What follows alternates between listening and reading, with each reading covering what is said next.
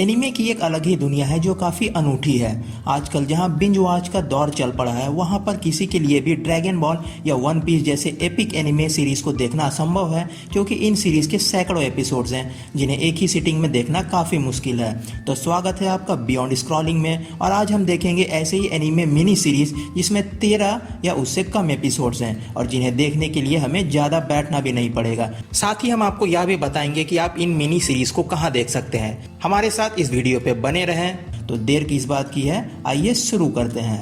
みんな起きて朝ごはん遅れるよ री लाइफ कहानी है 27 साल के अराटा की, जिसकी ज़िंदगी आगे नहीं बढ़ रही है। वह एक बड़ी कंपनी में 3 महीने में ही इस्तीफ़ा दे दिया है, मगर फिर भी दोस्तों और परिवार के सामने अच्छा होने का नाटक करता है। यहाँ उसे मिलता है रियो, जो उसे एक सोशल एक्सपेरिमेंट में मदद करने के लिए पैसे देने का वादा करता है। फिर क्या, उसे एक एक्सपेरिमेंटल ड्रग के जरिए उसे 10 साल पहले जैसा जवान बना देते हैं और उसे कॉलेज ज्वाइन करना होता है। आगे क्या होता है, वह इस नई लाइफ में किस प्रकार एडजस्ट करता है, यह जानने के लिए यह सीरीज जरूर देखें। मेड इन एबिस कहानी एक ऐसी दुनिया की है जहां एक बड़ी जायंट होल जो पृथ्वी के अंदर जाती है। वहां अंदर पुराने समय के कई रहस्य छुपे हुए हैं, और जो सबसे ज्यादा अंदर जाकर आता है उसे व्हाइट विसिल कहते हैं। मगर अंदर जाने से उस जगह का श्राप लगता है। जो जितना ज्यादा अंदर जाएगा श्राप का असर उतना ज्यादा होगा। रिको, जो कि एक अनाथ लड़की है, उसे एक रोबोट मिलता है जो इंसानों जैसा दिखता है, और उसे लेकर वह अपनी खोई हुई माँ लीजा की तलाश के लिए उस एबिस के अंदर जाती है। वहाँ किस प्रकार के खतरे हैं, यह श्राप किस बात की है, और क्या वो अपनी माँ को खोज पाती है, यह जानने के लिए यह सीरीज जरूर देखें।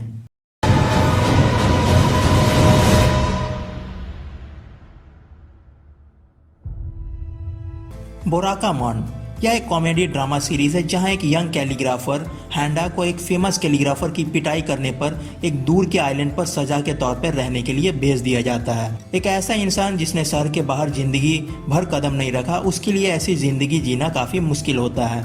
मनचले पड़ोसी, बिन बुलाए मेहमान और नटखट बच्चे, क्या वह इन सबको झेल कर अपनी सजा पूरी कर पाएगा? इस मासूमियत से भरी कॉमेडी को जरूर देखें।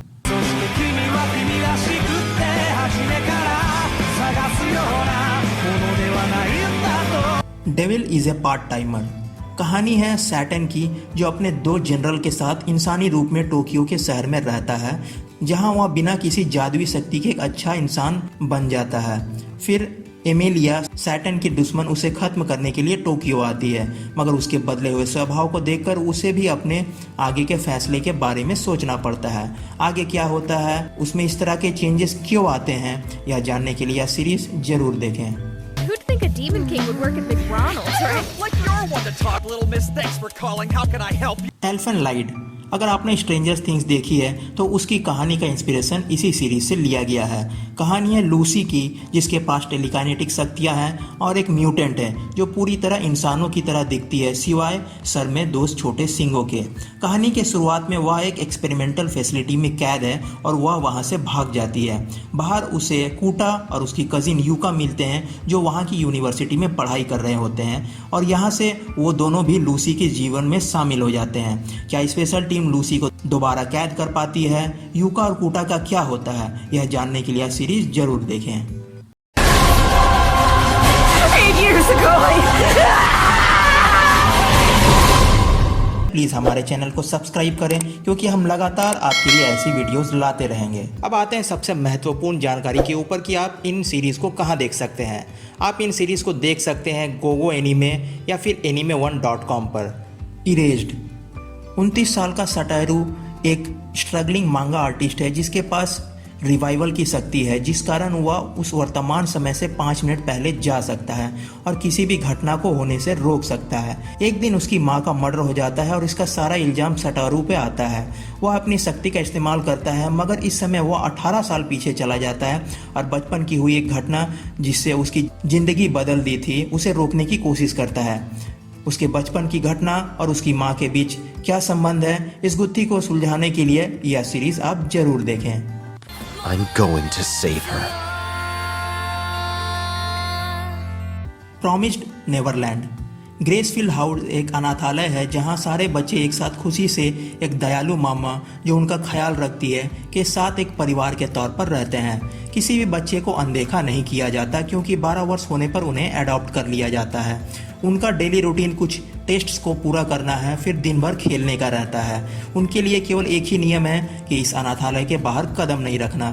एक दिन वहाँ के 2 सबसे होनहार बच्चे एमा और नॉर्मन अनाथालय के बाहर जाते हैं और वहाँ इस अनाथालय के पीछे छुपी हुई सच्चाई को देख लेते हैं और सारे बच्चों को वहाँ से भगाने का प्लान बनाते हैं। क्या थी वह सच्चाई जिसने बच्चों को भागने पर मजबूर कर दिया? क्या वो इसमें सफल हो पाते हैं? यह जानने के लिए यह सीरीज जरूर देखें।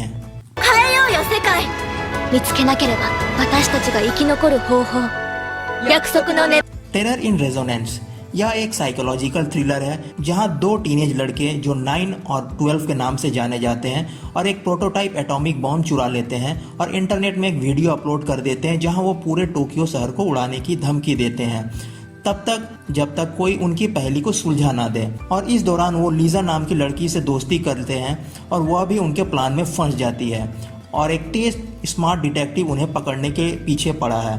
क्या वो अपने मकसद में कामयाब हो पाते हैं? लीजा का क्या होता है? वो ऐसा क्यों कर रहे हैं? यह जानने के लिए यह सीरीज जरूर देखें।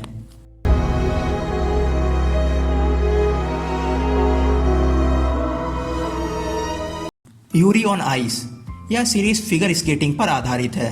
अगर आपको पता नहीं कि यह क्या है तो यह सीरीज देखिए, आपको इसका A to Z मालूम हो जाएगा।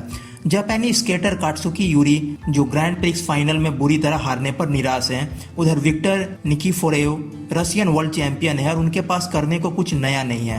एक दिन यूरी का विक्टर के फेमस स्टेप्स करते हुए वीडियो वायरल हो जाता है और उसे देख यूरी का कोच बनने को तैयार हो जाते हैं। और किस प्रकार यह कहानी आगे बढ़ती है यह जानने के लिए सीरीज जरूर देखें। 全力のエロスぶちかまします वायोलेट एवरगार्डन कहानी है ऑटो मेमोरी डॉल्स की जिन्हें एक साइंटिस्ट डॉक्टर ऑरलैंड अपनी अंधी पत्नी को नोवेल लिखने की मदद के लिए बनाया था। बाद में उनका इस्तेमाल लोगों की ज़रूरतों के अनुसार होने लगा। वायोलेट एवरगार्डन एक ऐसी ही डॉल है जिसका इस्तेमाल हमेशा युद्ध के मैदान में किया गया है और युद्ध खत्म होने के बाद उसे एक राइटर एजेंसी में चिट्ठियाँ लिखने का काम दिया जाता है जिससे लोगों को जोड़ा जा सके। क्या वो अपने काम को सही तरीके से कर पाती है? उसमें किस प्रकार के चेंजेस आते हैं? यह जानने के लिए सीरीज जरूर देखें। If you never learn